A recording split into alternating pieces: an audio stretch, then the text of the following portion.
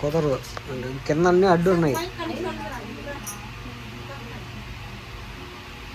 యేసుక్రీస్తు ప్రభు వారు శిలువలో పలికిన 3వ మాట, యోహాను సువార్త 19వ అధ్యాయము 26వ వాక్యంలో ఉన్న మాట ఒక్కటే చదవండి. అమ్మా, ఇదిగో నీ కుమారుడు అని తన తల్లితో చెప్పాను. తర్వాత శిష్యుని చూచి ఇదిగో నీ తల్లి అని చెప్పాను. హల్లెలూయా. చిన్న ప్రార్థన చేసుకుందాం. ప్రభువానికి స్తోత్రాలు. చదవబడిన వాక్యము నీది అయ్యా. నిజముగా శిలువలో పలికిన ఆ మాటను నేను ధ్యానించుకోవడానికి సహాయం చేయమని యేసయ్య నామములో వచ్చున్నాం తండ్రి. ఆమేన్. హల్లెలూయా. యేసుక్రీస్తు ప్రభు వారు పలికిన శిలువలో పలికిన 3వ మాట, అమ్మా, ఇదిగో నీ కుమారుడు. శిష్యుడికి వెళ్ళి చూసి ఇదిగో నీ తల్లి. ఇక్కడ ఈ చదవబడిన మాట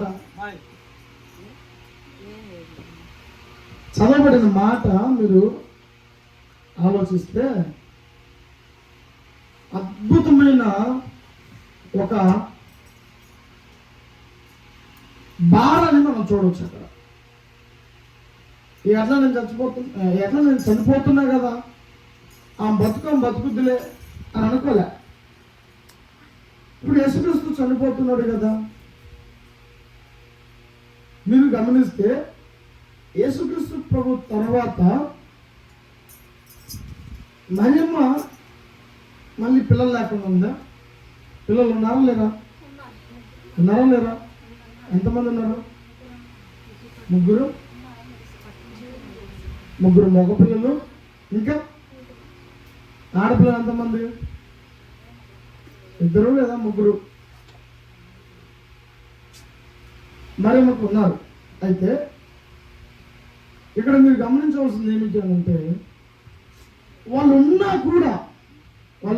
కూడా పెద్ద కుమారుడికి ఉండవలసిన లేదా ఒక కుమారుడికి ఉండవలసిన బాధ్యత ఏమిటి, భారం ఏమిటి?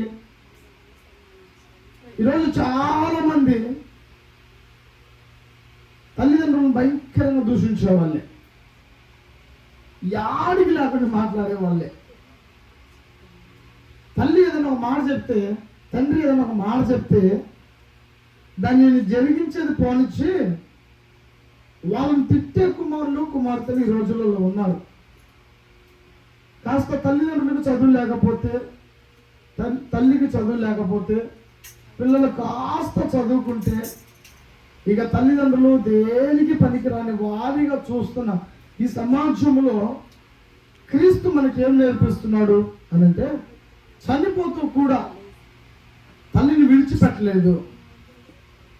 అమ్మా, ఇదిగో నీ కుమారుడు. ఎవరు నీ కుమారుడు? నమ్మకమైన వ్యక్తిని చూపిస్తున్నాడు.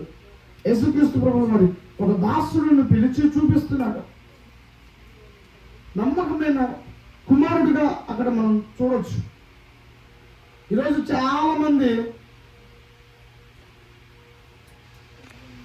సెల్ ఫోన్లు కొనిపించకపోతే, బండ్లు ఇవ్వకపోతే తల్లిదండ్రుల మీద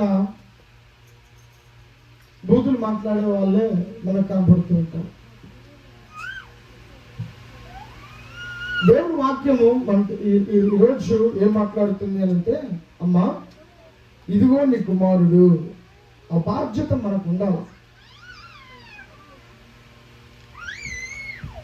పెళ్ళైపోయిన తర్వాత పిల్లలు తల్లిని ఎక్కడో విడిచిపెట్టడము, వాళ్ళకి సరిగ్గా ఆహారమైన ఉందా లేదా, సరిగ్గా టయానికి తింటున్నారా లేదా, వాళ్ళ స్థితి ఎలా ఉంది.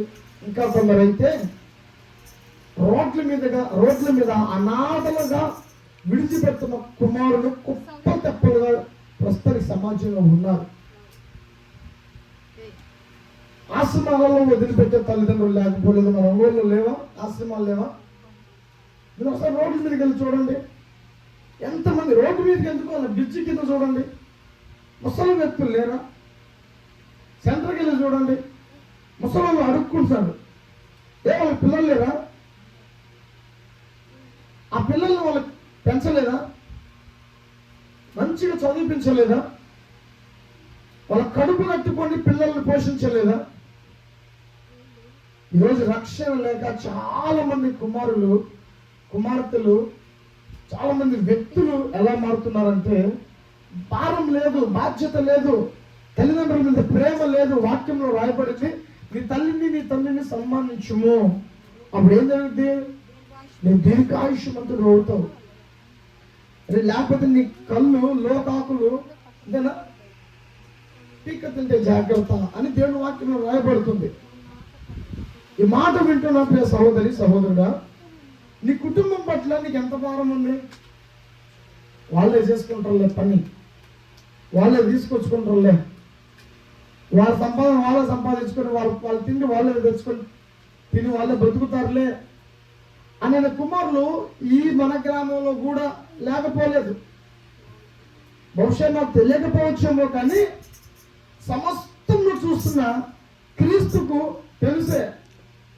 సహోదరుడా, సహోదరి, ఈ మాటలు వింటున్నా నీ బ్రతుకులో నీ తల్లి పట్ల నీ తండ్రి పట్ల భారం కలిగి ఉన్నావా? క్రీస్తు మరణిస్తూ కూడా తల్లిని మర్చిపోలే, బాధ్యత మర్చిపోలే, ఆ భారాన్ని మర్చిపోలే. ఈరోజు అలాంటి భారము కలిగిన వ్యక్తిగా నీవు ఉన్నావా? ఒక మాట నాకు గుర్తుకొస్తుంది, తలుచుకుంటేనే ఏడుపు వస్తుంది. మా ఊర్లో ఒకడు ఉన్నాడు, ఒక పెద్ద దరిద్రుడైనా చెప్పుకోవచ్చు, ఇబ్బంది లేదు ఏమి.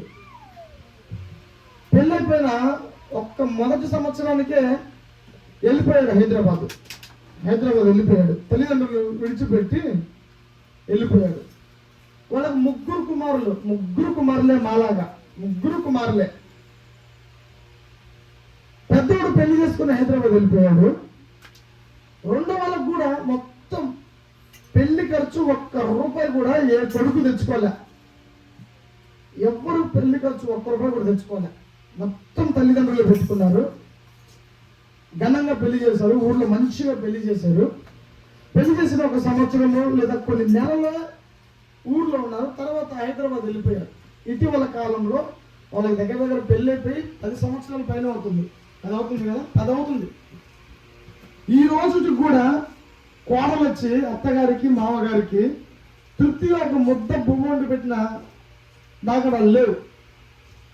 ఈ మధ్య కాలంలో తల్లికి అస్సలు ఆరోగ్యం బాగాలేక మతస్థిమతము పోయి ఎవరిని చూసినా, బంధువులను చూసినా కూడా గుర్తుపట్టలేకపోతుంటే, ఎందుకు ఆ స్థితిలోనికి తల్లి వచ్చిందని ఇద్దరు ముగ్గురు అడిగితే చెప్పిన మాట ఏమిటంటే, వాళ్ళ కొడుకుల పట్ల ఆమెకున్న దిగులు, నా కొడుకు అనేది ఆమె పెట్టుకున్న దిగులు వల్ల ఆమె ఆలోచించి ఆ మైండ్ ఇబ్బంది పడి ఎవరిని గుర్తుపట్టలేకపోతే, ఆ కొడుకు ఫోన్ చేసి మీ అమ్మగారికి ఇట్లా ఉంది నాన్న చూసిపో ఒకసారి అంటే, నేను రాలేని కానీ 100 రూపాయలు డబ్బులు వేస్తే యాప్లికాయలు తీసుకొని ఇవ్వండి అని దరిద్రమైన కుమారులు ఉన్నారు. ఈరోజు తల్లికి బాగలేదు, మతిస్థిమితం కోల్పోతుంది, అస్సలు లేలేకపోతుంది, అన్నం కూడా చేసుకోలేకపోతుంది,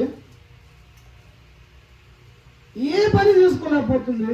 ఒకసారి నువ్వు నీ భార్య వచ్చి కొన్ని రోజులు ఏదో 4 రోజులు పని చేసుకోనరా అని ఊర్లో బంధువులు చుట్టాలు చెప్తే, నేను రాలేను కానీ 100 రూపాయలు డబ్బులు వేస్తా యాప్లికాయలు ఇవ్వమని చెప్పే దౌర్భాగ్యమైన కుమారులు ఈరోజు ఉన్నారు.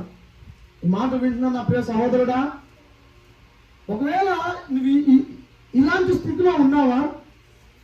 తల్లిని గౌరవించలేని, తండ్రిని గౌరవించలేని, సమాజంని గౌరవించలేని, నీ ఎదుటిన్న వ్యక్తులను గౌరవించలేని స్థితిలో నువ్వు ఉన్నావా? ఒక విషయం, నా ప్రభు మరణిస్తూ కూడా ఆఖరి శ్వాసలో ఇక నేను చనిపోతాను అని చనిపోయే స్థితిలో కూడా వారి తల్లిని విడిచిపెట్టలేదు, తండ్రిని విడిచిపెట్టలేదు. అమ్మా, ఇదిగో నీ కుమారుడు, ఇదిగో నీ తల్లి. ఏం చేస్తా, దేనికోసం ప్రయాసపడుతున్నావు? ఈరోజు నవమాసాలు మోసి తమ కడుపు కట్టుకొని కొన్ని సందర్భాలలో వాళ్ళ కడుపు కట్టుకొని వాళ్ళు తినకపోయినా నీ కడుపు నిండా తిండి పెట్టి నేను ఇంత ప్రయోజకుడిని చేసి నీకు పెళ్లి చేసి చక్కటి స్త్రీని పురుషుని చూసి నీకు పెళ్లి చేసి నేను ఇంత ప్రయోజకుడిగా చేస్తే ఒకానొక సందర్భంలో వాళ్ళు పని చేసుకోలేకపోతే వాళ్ళు సంపాదించుకోలేకపోతే వాళ్ళకి అనారోగ్యం వచ్చినప్పుడు వాళ్ళు చేసుకోలేని స్థితి వచ్చినప్పుడు వాళ్ళు విడిచిపెడుతున్నావు, సిగ్గుగా లేదా? ఒకవేళ వాళ్ళు కడుపు కట్టుకోకుండా వాళ్ళు సమృద్ధిగా తిని నిన్ను విడిచిపెట్టింటే నీ బ్రతికేమైపోయావు కదా. నా ప్రభువు నిన్ను హెచ్చరిస్తున్నాడు, ఈ ప్రేమ కలిగి నువ్వు ఉండాలి. భూమి మీద మనిషి ఆయుష్ 80 సంవత్సరాలే కూడా గ్యారంటీ లేదు, 80 కూడా గ్యారంటీ లేదు. మధ్యలో భూమిని విడిచిపెట్టి పోవచ్చు. ఈ మాట వింటున్న నా ప్రియ సహోదరి సహోదరుడా, ఎంతసేపు మందిరానికి వచ్చే వ్యక్తిగానే కాకుండా, వాక్యం వినే వ్యక్తిగానే కాకుండా, ఏదో సమాజంలో నీ సంపాదన, నీ తిండి, నీ కడుపు, నీ ఇల్లు, నీ పిల్లలు, నీ భార్య, నీ వస్త్రాలు, నీ వాహనాలే కాకుండా ముసలి వృద్ధాప్యంలోకి వచ్చిన నీ తల్లిని, నీ తండ్రిని కూడా జ్ఞాపకం చేసుకోమని వాక్యం సెలవిస్తుంది, దేవుడు సెలవిస్తున్నాడు. ఆ రీతిగా నీ తల్లిని నీ తండ్రిని సన్మానిస్తే నువ్వు దీర్ఘాయుష్యమంతుడు అవుతావు. అతి కృప ఈ వాక్యం వింటున్నా, లేదా తల్లిదండ్రులను ప్రేమించలేక, తల్లిదండ్రులను గౌరవించలేక, తల్లిదండ్రులను సన్మానించలేక, ఇక తల్లిదండ్రులను దూషిస్తూ అనాథలుగా విడిచిపెడుతున్న నీవు మారు మనసు పొందాలి అని హెచ్చరిస్తూ నా ప్రభు నీతో మాట్లాడుతున్నాడు. అలాంటి కృప నీకు దేవుడు అనుగ్రహింపబడును గాక. హల్లెలూయా. చిన్న ప్రార్థన చేద్దాం. ప్రతి ఒక్కరు కూడా మోకాల మీదకి వద్దామా, చిన్న ప్రార్థన చేద్దామా. నిజమే కదా, ఈరోజు సమాజంలోకి వెళితే, రోడ్ల మీదకి వెళితే